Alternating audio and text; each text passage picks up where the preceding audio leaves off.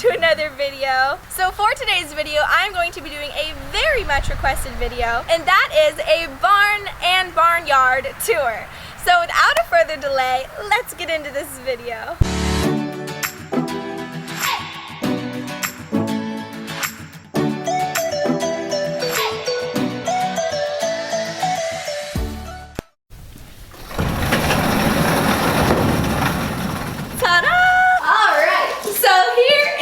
The barn. Now you may have been expecting like a huge barn with lots of stalls and stuff like that, but no, we actually only have 4 stalls. Now you're probably thinking, well, that's kind of cruel, 10 horses, only 4 stalls. Don't worry, don't worry. We have a thing that is called Runins, which I'll show you in a minute, but it's basically a structure that's big enough for 2 horses to be in, that's attached to a paddock so they can come and go as they please. Most horses actually prefer being outdoors and being able to go in shelter when they need it rather than being kept inside and not being able to go outside. They much prefer to be able to move, be in the fresh air and all that, so we try not to stall our horses. We do it as little as possible. Now, we do have 4 stalls for a reason. There's a couple of our horses that do need to be kept in, our brood mare, you know, when it's getting close to foaling, and when the weather is bad, we do try to keep her in a stall just because, you know, that's better, more humane for her because she's pregnant. But for the most part, all of our horses get to be outside and have a run-in. But anyways, this is the barn, and over here we have the feed room. Alright, welcome to the feed room.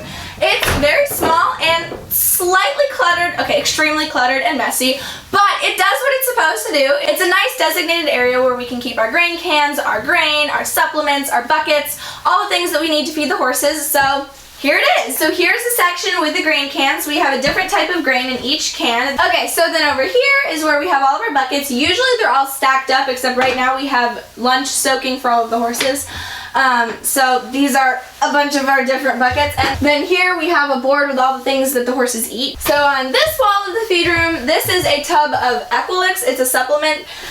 You can buy it like already broken up, which I think is actually what we're going to start doing because it's a pain in the butt to break up.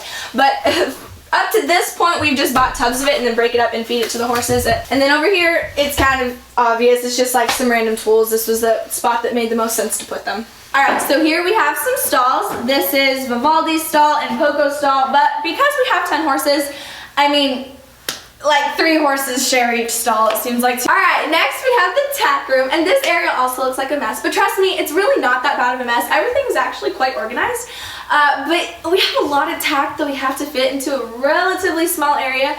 So that's why it looks like a mess, but it's not that bad actually. So these are like all of our saddles. Here's the draft saddles. That's my English saddle, my mom's English saddle.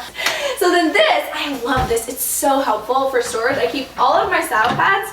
They can all hang, and then I have some drawers for like my ear bonnets, polo wraps, boots, bell boots, all that kind of stuff. It's super helpful. This is the tack room.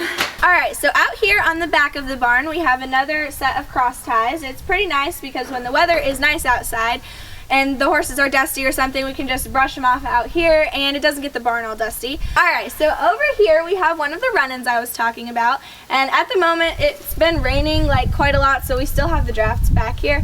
But usually we put max of about 2 horses out here and they can share the run-in. We make sure to put horses out here that will share, because if we put horses out that won't share, one of them will be in the run-in and one of them will be out standing in the rain. But yeah, then you can say hi to the draft. Hi, Snow.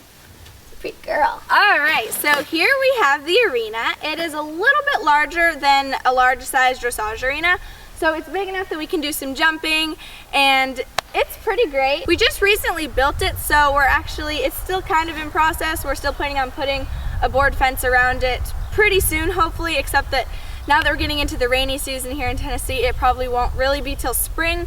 But anyways, this is the arena. Alright, so here we have the wash rack. It's pretty basic. It is outdoors.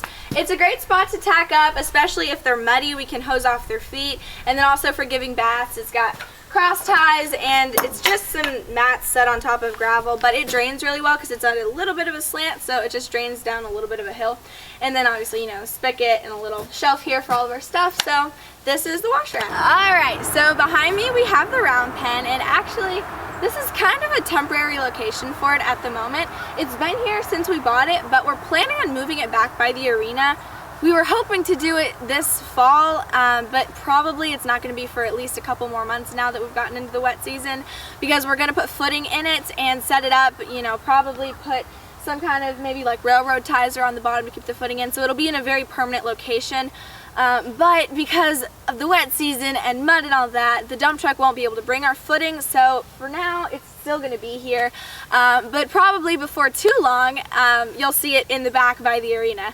Alrighty y'all, well thank you so much for watching today's video. I really hope you enjoyed it, and if you did, make sure to click that like button and consider subscribing. It always helps me out.